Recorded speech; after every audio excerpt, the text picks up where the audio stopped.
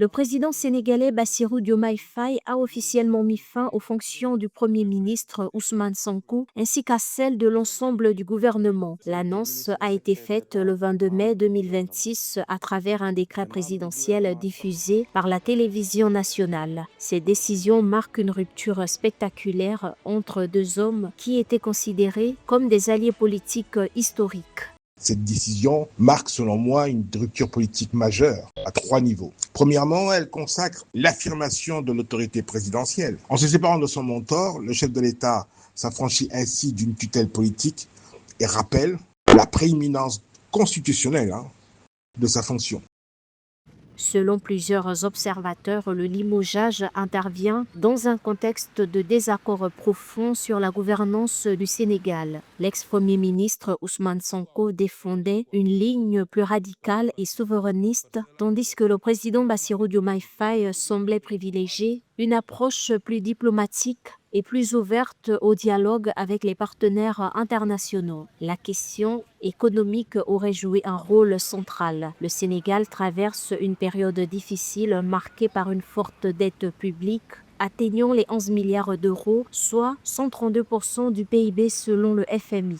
Les divergences entre les deux hommes sur la manière de gérer cette crise auraient aggravé les tensions politiques. À partir de maintenant, le pouvoir législatif se retrouve de fait en opposition directe avec l'exécutif. Et enfin, le choix du Premier ministre, la composition du prochain gouvernement va nous servir de boussole.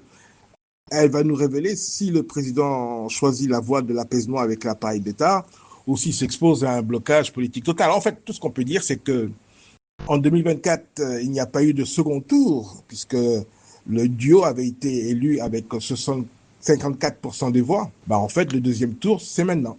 Ousmane Sonko, leader du parti PASTEF, avait soutenu la candidature de Bassirou Diomaye Faye à l'élection présidentielle de 2024 après son inéligibilité. Une fois élu, le président Faye l'avait nommé Premier ministre pour conduire le projet de rupture annoncé aux Sénégalais. Le départ de Ousmane Sonko ouvre une nouvelle phase politique au Sénégal. Cette décision pourrait avoir des conséquences politiques, sociales et institutionnelles importantes dans un contexte marqué par des attentes populaires fortes. L'attention se tourne désormais vers la présidence appelée à désigner un nouveau chef du gouvernement et à former une équipe capable d'assurer la continuité de l'État et de rassurer aussi bien l'opinion publique que les partenaires internationaux.